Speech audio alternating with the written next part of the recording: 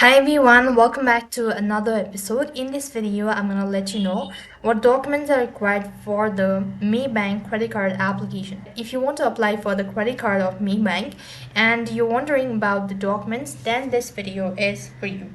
So for that, you need to open up a browser. Then you could go to this page where they've listed detailed information regarding your eligibility criteria to apply for the Maybank's credit card. When you go to this page, that is maybank2u.com.sg/en/promotions card apply now card, then it's going to show you the information. If you scroll down a bit, you could find the eligibility section. So you could see that first of all, for the Maybank credit card Singapore, you need to be at least all of these. So for the document requirement underneath, you could find out that for a full salaried and for self-employed and for commission variable income earned as well, and for foreigners, all of the documents that listed out.